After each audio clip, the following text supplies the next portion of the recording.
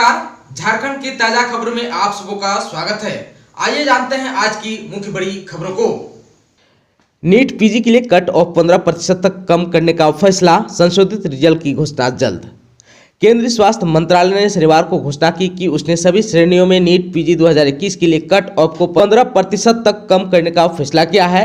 राष्ट्रीय परीक्षा बोर्ड यानी कि एनबीआई को लिखे पत्र में मंत्रालय ने कहा कि न्यूनतम योग्यता अंक को 15% तक कम करने का निर्णय उचित चर्चा, विचार विमर्श और राष्ट्रीय शिक्षा आयोग के परामर्श के बाद लिया गया है। संशोधित कट ऑफ के अनुसार सामान्य श्रेणी के छात्रों के लिए क्वालिफाई प्रतिशत को घटाकर 35%, पीएच यानी सामान्य उम्मीदवारों के लिए 30% और आरक्षित श्रेणियों के लिए यानी कि एससी, एसटी और ओबीसी के लिए 25% कर दिया जाएगा। सीबीएसई 10वीं टर्म 1 रिजल्ट के बाद छात्रों के पास ऑनलाइन शिकायत करने के विकल्प। सीबीएसई टर्म 1 रिजल्ट 2022 में केंद्रीय माध्यमिक शिक्षा बोर्ड ने 10वीं कक्षा के फर्स्ट टर्म की परीक्षा का रिजल्ट की जानकारी स्कूलों को दे दी है। बोर्ड द्वारा यह जानकारी नए जारी आदेश में दी गई है। उल्लेखनीय है कि पिछले साल ही सीबीएसई बोर्ड ने घोषणा की थी कि वर्ष 2022 में बोर्ड की परीक्षा 2 चरण में होगी। पहले चरण में मुख्य विषयों की परीक्षा पिछले साल 30 नवंबर से 11 दिसंबर के बीच आयोजित हुई थी। बोर्ड ने बताया कि पहले चरण और दूसरे चरण की परीक्षा के वेटेज का निर्णय दूसरे चरण की परीक्षा के नतीजे घोषित करने के दौरान किया जाएगा और उसी के अनुरूप अंतिम रिजल्ट की घोषणा की जाएगी। साथ ही सीबीएसई बोर्ड ने पहले चरण की परीक्षा को लेकर किसी विवाद की सुनवाई के लिए ऑनलाइन विवाद निपटारा सिस्टम की व्यवस्था भी की है। सीबीएसई द्वारा जारी नोटिफिकेशन में कहा गया है कि बोर्ड स्कूलों को 10वीं कक्षा के उनके विद्यार्थियों के सैद्धांतिक प्रदर्शन के बारे में सामूहिक रूप से अवगत करा रहा है। इसलिए विद्यार्थियों के प्रदर्शन की व्यक्तिगत जानकारी वेबसाइट पर उपलब्ध नहीं है। बोर्ड ने कहा है कि केवल थ्योरी के अंक भेजे गए हैं क्योंकि इंटरनल असेसमेंट और प्रैक्टिकल एग्जाम के रिजल्ट पहले ही स्कूलों के पास है। बोर्ड ने कहा कि चूंकि ये पहले चरण की ही परीक्षा है, इसलिए कोई मार्कशीट या उत्तीर्ण होने का प्रमाण पत्र जारी नहीं किया गया है और वे दूसरे चरण की परीक्षा के बाद ही जारी किए जाएंगे। झारखंड में 24 मार्च को सीएम हेमंत सोरेन करेंगे स्वस्थ बच्चे अभियान की शुरुआत, भेजा जाएगा प्रचार वाहन। स्वस्थ बच्चे 2022 अभियान 24 मार्च से शुरू होगा। अभियान का शुभारंभ मुख्यमंत्री हेमंत सोरेन करेंगे। अभियान की तैयारी को लेकर मुख्य सचिव सुखदेव सिंह ने सभी उपायुक्तों को पत्र लिखा है। मुख्य सचिव द्वारा जिलों को लिखे गए पत्र में कहा गया है कि लॉकडाउन के बाद 7 मार्च से राज्य में पूरी तरह विद्यालय खुल गया है। अब जो है अपनी स्वच्छता के साथ साथ अपने आसपास की स्वच्छता स्वस्थ जीवन के लिए आवश्यक है। ऐसे में यह आवश्यक है कि स्वच्छता संबंधित आदतों को क्रियाकलाप एवं कार्यक्रमों के माध्यम से प्रचारित प्रसारित किया जाए। स्कूली शिक्षा एवं स्वच्छता विभाग द्वारा 24 मार्च को राज्य स्तर पर स्वच्छ विद्यालय स्वस्थ बच्चे अभियान शुरू किया जा रहा है। इसके लिए जिलों में भेजा जाएगा प्रचार वाहन। अभियान के प्रचार प्रसार के लिए जिलों के लिए प्रचार वाहन भेजा जाएगा, जिसमें अलग अलग तिथियों को होने वाली गतिविधियों की जानकारी दी जाएगी। अभियान में विद्यालय के बच्चे, शिक्षक, विद्यालय प्रबंधन समिति के सदस्य, अभिभावक, सरस्वती वाहिनी के सदस्य, मुखिया, पंचायती राज के प्रतिनिधि, आंगनबाड़ी सेविका, सहायिका समेत ग्रामीणों को शामिल करने को कहा गया है। झारखंड में 1932 के खतियान पर स्थानीय नीति को लेकर क्या बोले मंत्री जगन्नाथ महतो, आइए जान लेते हैं। झारखंड के शिक्षा और उत्पाद और मद्य निषेध मंत्री जगन्नाथ महतो ने कहा, झारखंड में 1932 खतियान के आधार पर स्थानीय नीति हर हाल में लागू होगी। आज जो लोग इस मुद्दे पर आंदोलन कर रहे हैं, उन्हीं लोगों ने 1932 के आंदोलन को बर्बाद किया है। झारखंड के बोकारो जिले के डुमरी प्रखंड के गलागी एवं अमरा में +2 हाई स्कूल के उद्घाटन समारोह को संबोधित करते हुए शनिवार को मंत्री जगन्नाथ महतो ने ये बातें कही।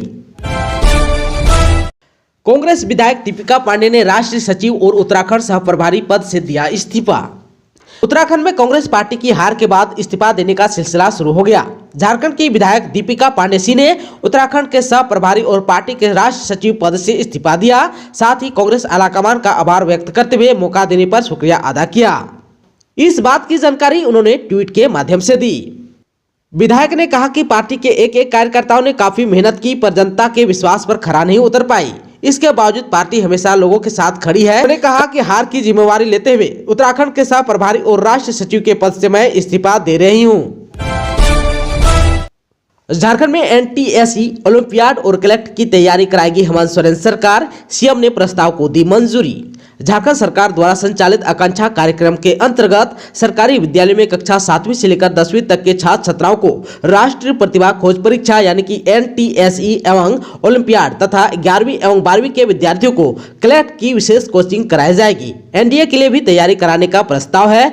मुख्यमंत्री हेमंत सोरेन ने स्कूली शिक्षा एवं साक्षरता विभाग के इस प्रस्ताव को मंजूरी दे दी है। अब इसे मंत्रिमंडल की बैठक में स्वीकृति के लिए रखा जाएगा। आप सबको बता दूं कि झारखंड के सरकारी विद्यालयों में पढ़ने वाले विद्यार्थियों को इंजीनियरिंग तथा मेडिकल के अलावा अन्य प्रतिस्पर्धा प्रतियोगिता की तैयारी के लिए आकांक्षा कार्यक्रम का विस्तार किया जा रहा है। इसके अंतर्गत अब राष्ट्रीय शैक्षणिक अनुसंधान परिषद द्वारा संचालित राष्ट्रीय प्रतिभा खोज परीक्षा एवं ओलंपियाड की विशेष आवासीय कोचिंग के लिए कुल 100 विद्यार्थियों का चयन किया जाएगा। इनमें कक्षा 7वीं से 25, कक्षा 8वीं से 25, कक्षा 9वीं से 25 और कक्षा 10वीं से 25 विद्यार्थी होंगे।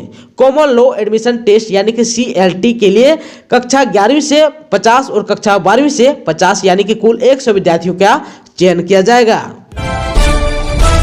झारखंड में कोल्हान की सहाया दीदियों को होली का तोहफा, टाटा स्टील की ओर से मिल रहा ई-स्कूटर।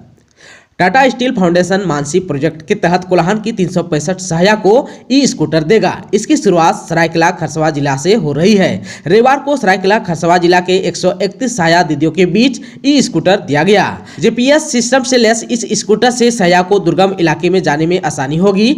टाटा स्टील पिछले 4 माह से इस प्रोजेक्ट पर काम कर रही है। आप सबको को बता दूं कि इस संबंध में वर्चुअल प्रेस कॉन्फ्रेंस कर Tata steel CSR chief Saurabh Rai ने बताया कि शुरुआत में सहाया को ई-स्कूटर दी जा रही है। इस प्रोजेक्ट को और भी आगे बढ़ाया जा सकता है। इस कार्य के लिए करीब 5 करोड़ रुपए खर्च हो रहे हैं। बताया कि ई-स्कूटर व्हीकल्स प्रदूषण मुक्त होने के साथ साथ कम खर्च पर चलने वाली गाड़ी है। इस प्रेस कॉन्फ्रेंस में टाटा स्टील कॉर्पोरेटर कम्युनिकेशन के हेड रूना राजीव कुमार भी मौजूद रही। झारखंड में होली के दौरान सुरक्षा की क्या है तैयारी, होमगार्ड के कितने जवान किए जाएंगे तैनात, आइए जान लेते हैं। होली को लेकर झारखंड के 24 जिलों में 4320 होमगार्ड जवानों को तैयार हालत में रखने का निर्देश जारी किया गया है। ADG होमगार्ड सुमन गुप्ता ने सभी जिलों के समादेष्टाओं को पत्र लिखकर कहा है कि होली के दौरान विभिन्न जिलों में होमगार्ड जवानों की तैनाती विधि व्यवस्था में की जाती है। इसके मद्देनजर जवानों को तैयार रखना जरूरी है। जब गृह विभाग का आदेश जारी होगा तब होमगार्ड को विभिन्न जिलों में भेजा जा सकेगा। आप सबको बता दूं कि रांची में 500, खुट्टी में 100, रामगढ़ में 100, लोहरदगा में 100, गुमला में 200, सिमडेगा में 150, जमशेदपुर में 500, चाईबासा में 200, सरायकेला में 100, धनबाद में 300, बोकारो में 200, पलामू में 100, गढ़वा में 100, लातेहार में 100, हजारीबाग में 200, चतरा में 100, कोडरमा में 100, गिरिडीह में 100, दुमका में 200, जामताड़ा में 100, साहिबगंज में 200, पाकुड़ में 100, गोड्डा में 100 और देवघर में 220 होमगार्ड जवानों को तैनात रखने को कहा गया है। श्रावणी मेला से पहले बाबा मंदिर में दिखेंगे कई बदलाव, शीघ्र दर्शनम व्यवस्था को दुरुस्त करने की पहल शुरू। महाशिवरात्रि के दिन बाबा मंदिर में शीघ्र दर्शनम कतार में हुए अफरा तफरी के बाद जिला प्रशासन ने व्यवस्था को दुरुस्त करने के लिए जोर शोर से काम शुरू कर दिया है। देवघर DC मंजुनाथ भजंत्री ने बेहतर एवं सुलभ जलार्पण कराने की व्यवस्था को श्रावणी मेले से पहले विकसित करने का निर्देश दिया। इसको लेकर कई बार मंदिर आकर कार्यस्थल का निरीक्षण भी कर चुके हैं। आप सबको बता दूं कि श्रावणी मेले से पहले बाबा मंदिर परिसर में व्यवस्था परिवर्तन की तैयारी चल रही है। इसमें मुख्य रूप से शीघ्र दर्शनम कतार को संचालित करने की व्यवस्था शामिल है। जानकारी के अनुसार सुविधा केंद्र को शीघ्र दर्शनम होल्डिंग पॉइंट के लिए उपयोग करने पर विचार हो रहा है। साथ ही यात्रियों की क्षमता का आकलन किया जा रहा है। पश्चिम बंगाल में चढ़ा राजनीतिक का पारा, ममता ने शत्रुघ्न सिन्हा को आसनसोल लोकसभा और बाबुल सुप्रियो को बालीगंज विधानसभा से बनाया TMC का उम्मीदवार। बिहारी बाबू के नाम से मशहूर फिल्म अभिनेता और पूर्व सांसद शत्रुघ्न सिन्हा को ममता बनर्जी ने अपनी तृणमूल कांग्रेस से आसनसोल लोकसभा उपचुनाव में अपना प्रत्याशी घोषित किया है। वहीं भाजपा छोड़कर TMC में आए बाबुल सुप्रियो को बालीगंज विधानसभा उपचुनाव में प्रत्याशी बनाया है। पश्चिम बंगाल की मुख्यमंत्री ने ट्वीट कर यह बड़ा ऐलान किया। झारखंड के देवघर एयरपोर्ट से इंडिगो और स्पाइस जेट को उड़ान के लिए मिली हरी झंडी। झारखंड के देवघर एयरपोर्ट से 2 एयरलाइंस कंपनियां स्पाइस जेट और इंडिगो को हवाई सेवा शुरू करने के लिए एयरपोर्ट अथॉरिटी ऑफ इंडिया और मिनिस्ट्री ऑफ सिविल एविएशन से हरी झंडी मिल गई। देवघर एयरपोर्ट की सारी तैयारी से संतुष्ट होने के बाद दोनों एयरलाइंस कंपनियों ने मिनिस्ट्री ऑफ सिविल एविएशन को उड़ान शुरू करने के लिए आवेदन दिया था। मिनिस्ट्री ऑफ सिविल एविएशन का उपक्रम फेडरल एविएशन एडमिनिस्ट्रेशन की ओर से देवघर एयरपोर्ट से एयरलाइंस कंपनियों की उड़ानों की फ्रीक्वेंसी पूरी अध्ययन के बाद यह तय कर दी गई है। आप सबको बता दूं कि इंडिगो और स्पाइस जेट की फ्लाइट का स्लॉट भी फाइनल हो गया है। रांची का जयपाल सिंह स्टेडियम कब तक बनकर हो जाएगा तैयार, आइए जान लेते हैं। रांची के खेल प्रेमियों के लिए अच्छी खबर है। साल 1928 में ओलंपिक में भारत को गोल्ड मेडल दिलाने वाली हॉकी टीम के कप्तान मरांगगोम के जयपाल सिंह मुंडा की याद में झारखंड की राजधानी रांची के बीचों बीच में बने जयपाल सिंह स्टेडियम की सूरत जल्द बदलने वाली है। स्टेडियम के कायाकल्प के लिए जोर शोर से काम किया जा रहा है। इस स्टेडियम को मिनी फुटबॉल मैदान के रूप में दिया जा रहा है। इस पर 4 करोड़ 50 लाख रुपए खर्च होंगे। आप सबको बता दूं कि इसका काम तेजी से चल रहा है। इसके लिए स्टेडियम को पूरी तरह समतल कर दिया गया है।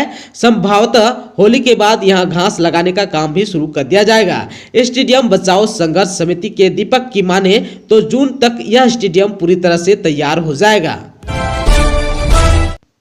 दोस्तों, चैनल पर आप नए हैं तो प्लीज चैनल को सब्सक्राइब कर बेल आइकन को प्रेस कर दीजिए ताकि खबरों का अपडेट आपको मिलता रहे। इसके साथ ही आज के खबरों में बस इतना ही। हमें दीजिए इजाजत। नमस्कार।